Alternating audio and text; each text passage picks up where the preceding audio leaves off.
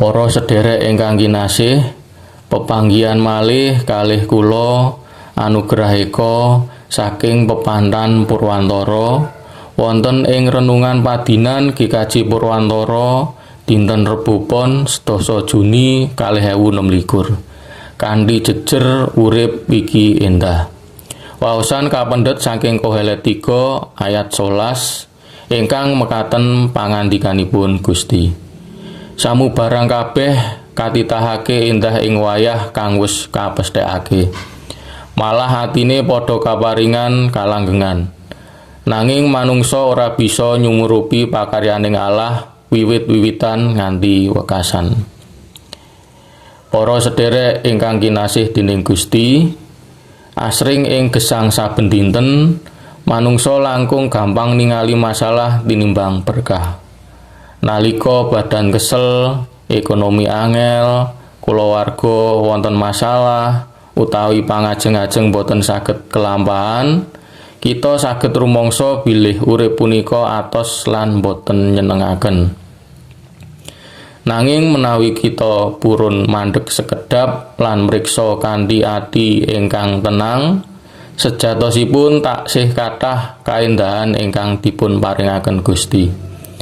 Napas ingkang tasih dipun paringaken, kulawarga, kesehatan, pangan saben dinten lan katresnanipun Gusti ingkang boten nate telas. Para sedherek, urip menika kados lelampahan ingkang kebak warna. Wonten suka, wonten duka, wonten guyu, wonten tangis.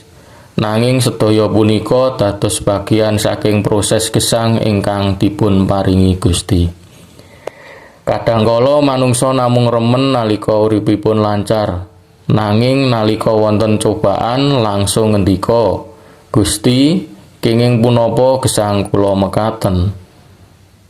Padahal boten sedaya perkawis ingkang kita anggep ala punika saestu ala.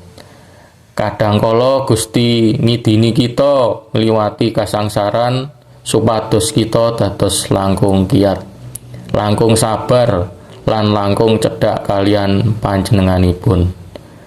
Emas mboten dados murni menawi mboten dipun obong. Mekaten ugi gesang kita.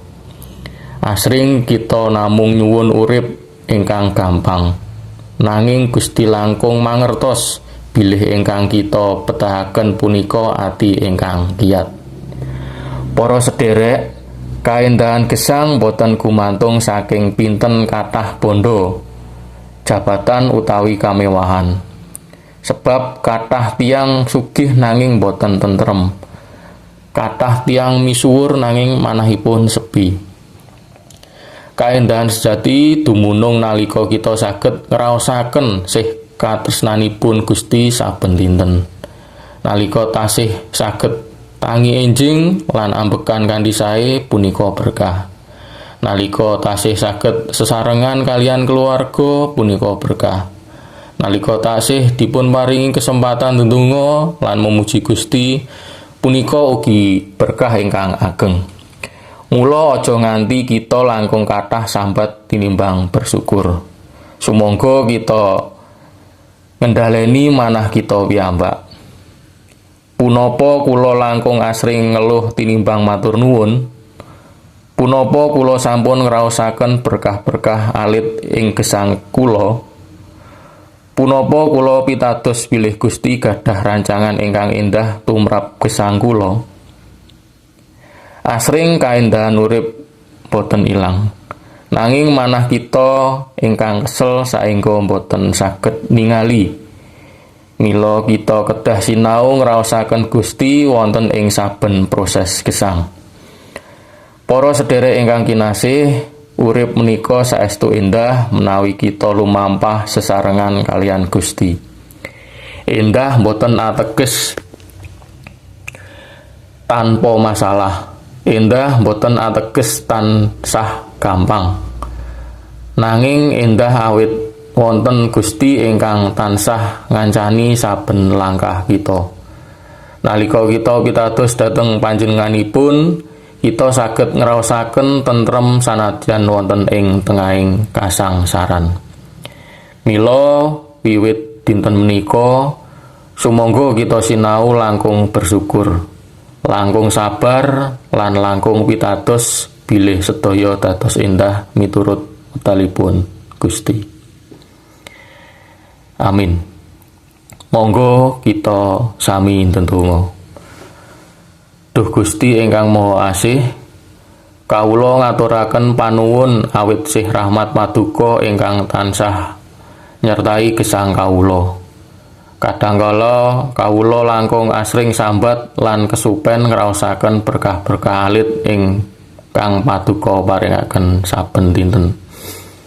Gusti, mugi paduka paring manah ingkang tansah bersyukur lan pitados bilih sedaya rancangan paduka punika endah ing wektalipun.